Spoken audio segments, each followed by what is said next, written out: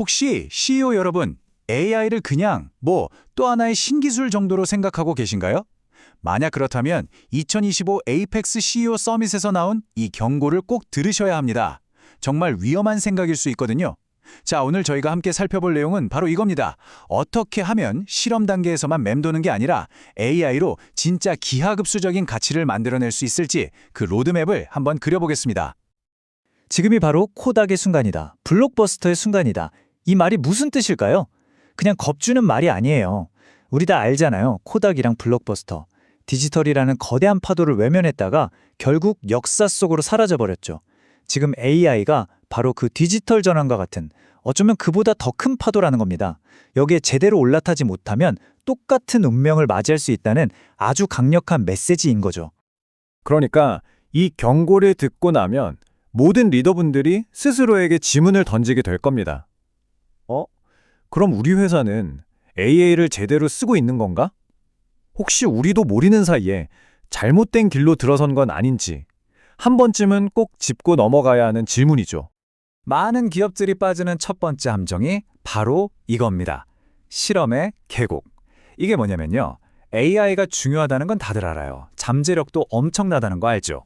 그래서 뭘 하냐면 파일럿 프로젝트, 개념 증명, 즉 POC만 계속 반복하는 거예요. 근데 딱 거기까지. 이걸 실제 비즈니스 가치로 연결시키지는 못하고 그 계곡 안에서 계속 맴돌기만 하는 거죠. 정말 딱 쳇바퀴 도는 햄스터 신세랑 똑같아요. 작은 테스트는 수십, 수백 개씩 돌려요. 근데 그중 어느 하나도 회사 전체를 바꿀 만한 큰 그림으로 이어지질 못하는 겁니다. 결과적으로 의미 있는 성과는 없고 그냥 예산이랑 시간만 계속 태우고 있는 거죠. 이런 현상이 나타나는 데는 몇 가지 공통적인 증상이 있어요. 첫째, 끝없는 POC. 둘째, 이거 해서 돈 되나? 하는 ROI에 대한 끊임없는 의심. 그리고 셋째, 길게 보는 게 아니라 당장 1년, 3년 안에 나올 성과에만 집중하는 거죠. 이런 단기적인 생각에 갇혀 있다 보면요. AI가 가져올 비즈니스 모델의 근본적인 변화, 이 거대한 그림을 완전히 놓치게 되는 겁니다. 이게 바로 덫이에요. 자, 그럼 이 실험의 계곡에서 어떻게 빠져나올 수 있을까요? 어떻게 하면 저 건너편으로 넘어갈 수 있을까요? 그 해답의 시작은 바로 AI의 미래를 이끌고 있는 세 가지 거대한 메가 트렌드를 이해하는 데 있습니다. 이 거대한 흐름을 제대로 읽고 활용하는 리더만이 결국 이 게임에서 승리할 수 있게 되는 거죠. 그 세 가지가 뭐냐면 바로 에이전틱 AI, 주권 AI, 그리고 물리적 AI입니다. 이게 그냥 어려운 기술 용어가 아니고요. 앞으로 비즈니스는 물론이고 국가, 심지어 우리 개개인의 삶까지 완전히 바꿔놓을 근본적인 힘이라고 보시면 됩니다. 자, 그럼 하나씩 차근차근 뜯어볼까요? 첫 번째는 에이전틱 AI. 이건요, 그냥 단순 반복 업무를 자동화하는 수준을 훌쩍 뛰어넘는 개념이에요. 말 그대로 디지털 직원을 만드는 겁니다. 우리 인간 직원들 옆에서 같이 일하는 거죠. 한번 상상해 보세요. 모든 직원한테 개인 비서가 한 명씩 붙는 거예요. 근데 그 비서가 AI인 거죠. 데이터 분석, 보고서 작성, 심지어 귀찮은 이메일 관리까지 알아서 다 척척 해주는 겁니다. 엄청나죠? 두 번째는 주권 AI입니다. 이제 AI가 단순히 기술이 아니라 국가 안보나 경제의 핵심 자산이 되어가고 있잖아요. 그러다 보니까 우리나라의 중요한 데이터랑 기술을 왜 남의 손에 맡겨? 이런 생각이 드는 거죠. 그래서 각 나라나 큰 기업들이 직접 자신들만의 데이터, 인프라, AI 모델을 가지려고 하는 움직임이에요. 더 이상 몇몇 글로벌 빅테크 기업에 모든 걸 의존할 수는 없다는 인식이 아주 빠르게 퍼지고 있습니다. 그리고 마지막 세 번째는 물리적 AI. 이건 말 그대로 AI가 컴퓨터 스크린 밖으로 튀어나오는 겁니다. 로봇의 몸을 입고 자율주행차의 눈을 가지고 스마트 팩토리의 두뇌가 되는 거죠. 우리 현실 세계에서 직접 움직이고 보고 행동하는 AI라고 생각하시면 돼요. 이게 현실이 되면 제조업, 물류, 헬스케어, 사실상 모든 산업이 완전히 뒤바뀌게 될 겁니다. 자, 그럼 정리해 볼까요? 에이전틱 AI, 주권 AI, 물리적 AI. 이 세 가지 거대한 변화의 물결이 지금 우리에게 밀려오고 있습니다. 이런 상황에서 우리 CEO들은 과연 어떤 전략을 짜야 할까요? 확실한 건 예전에 하던 방식으로는 더 이상 안 된다는 겁니다. 이제 정말로 실험의 단계를 끝내고 진짜 가치를 만들어낼 때가 온 거죠.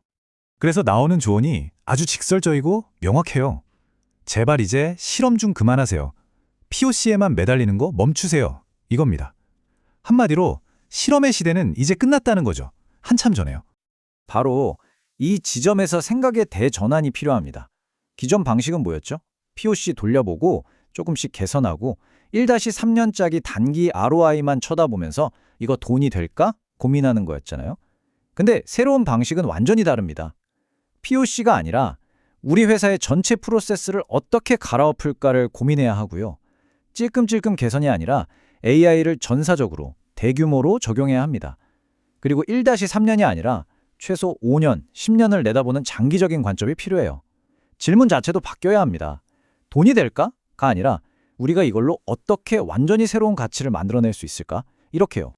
투자를 바라보는 관점도 완전히 달라져야 해요. 만약 여러분이 계속 1년에서 3년 사이의 단기 성과에만 목을 맨다면 죄송하지만 영원히 그 실험의 계곡에서 헤어나오지 못할 겁니다. 진짜 근본적인 혁신을 원한다면 최소 5년은 봐야 하고요. 시장을 이끄는 리더가 되고 싶다면 10년은 내다보는 투자를 해야 한다는 겁니다. 자, 그런데 이렇게 멋진 전략을 세웠다고 해서 끝이 아니겠죠? 만약에 이걸 뒷받침해줄 제대로 된 규칙, 즉 거버넌스가 없고 또 함께할 사람들이 준비되어 있지 않다면 이건 그냥 모래 위에 성 쌓기나 다름없습니다. 그래서 성공적인 AI 도입의 또 다른 핵심 축, 바로 거버넌스와 사람에 대한 이야기를 해보려고 합니다. 우리가 AI 거버넌스라고 하면 보통 기술적인 통제만 생각하기 쉬운데 절대 그게 다가 아닙니다. 물론 사이버 보안, IP 보호 같은 기술적인 부분도 중요하죠. 하지만 그보다 더 중요한 게 있을 수 있어요. 바로 조직 내에서 AI에 대한 신뢰를 어떻게 쌓을 것인가, 그리고 우리 직원들을 어떻게 이 변화에 대비시킬 것인가 하는 문제입니다. 이 모든 것들이 톱니바퀴처럼 맞물려 돌아가야 진짜 거버넌스가 완성되는 겁니다. 사실 직원들 입장에서 제일 걱정되는 게 뭘까요? 뻔하죠. 저러다 AI가 내 일자리 뺏는 거 아니야? 이 불안감, 이 두려움을 해소해주지 못하면 한 발짝도 앞으로 나아갈 수 없습니다. 그래서 리더의 역할이 정말 중요해요. AI는 너희를 대체하는 게 아니야. 너희와 함께 일하는 동료, 너희의 능력을 몇 배로 증폭시켜줄 도구야. 이런 협업의 메시지를 계속해서 아주 명확하게 전달해야 합니다. 여기서 아주 뼈아픈, 하지만 현실적인 이야기가 나옵니다. AI가 당신의 일자리를 뺏는 게 아니다. AI를 기가 막히게 잘 쓰는 당신의 동료가 당신의 일자리를 뺏을 것이다. 라는 거죠. 결국 핵심은 이거예요. AI 자체가 위협이 아니라 AI를 다루는 능력의 차이가 곧 경쟁력의 차이가 되는 시대가 오고 있다는 겁니다. 자, 지금까지의 이야기를 모두 종합해보면 우리는 드디어 AI가 보여줄 진짜 미래의 모습에 가까워집니다. 그런 단순히 일자리가 사라질까봐 걱정하는 그런 차원의 이야기가 아니에요. 그 두려움을 넘어서면 우리가 한 번도 경험해보지 못한 엄청난 기회의 문이 열린다는 겁니다. 그러니까 새로운 시대의 비전은 사람을 줄여서 비용을 아끼는 게 아닙니다. 반대예요. 디지털 직원, 즉 AI 에이전트를 활용해서 지금 있는 우리 직원 한 명 한 명의 역량을 2배, 3배로 뻥튀기 하는 겁니다. 말 그대로 한 사람이 서너 사람 몫을 해낼 수 있게 되는 거죠. 자, 여러분 한번 상상해 보세요. 만약에 지금 우리 회사 인력이 갑자기 3배로 늘어난다면 어떤 일을 할 수 있을까요? 어떤 문제를 해결할 수 있을까요? 이 질문을 던지는 순간 대화의 주제가 완전히 바뀝니다. 어떻게 비용을 줄일까? 에서 와, 이걸로 뭘 해볼까? 하는 이전에는 감히 상상도 못했던 새로운 혁신과 기회에 대한 이야기로 넘어가게 되는 거죠. 그리고 이렇게 커진 역량은 단순히 우리 회사 돈 버는 데만 쓰이는 게 아닙니다. 훨씬 더 큰 일들을 할 수 있게 돼요. 예를 들면 환자 개개인의 DNA에 딱 맞는 맞춤형 신약을 개발한다거나 스마트 농업 기술로 전 세계적인 물 부족 문제를 해결한다거나 국가 안보를 더 튼튼하게 만드는 그런 인류 전체의 거대한 숙제들을 풀 수 있는 열쇠가 될 수 있다는 겁니다. 많은 사람들이 영화 터미네이터 같은 미래를 걱정하잖아요. AI가 인류를 지배하는 그런 거요. 그런데 어쩌면 그런 디스토피아가 오느냐 마느냐는 AI 기술 자체와는 아무 상관이 없을지도 모릅니다. 결국 그 기술을 손에 쥐인 우리 인간이 어떤 선택을 하고 어떻게 행동하느냐에 모든 게 달려 있다는 거죠. 그래서 우리가 던져야 할 진짜 질문은 이게 아닐까 싶습니다. AI가 앞으로 뭘 할까가 아니라 나는, 우리 회사는 AI를 가지고 무엇을 할 것인가? 미래는 저절로 오는 게 아니죠.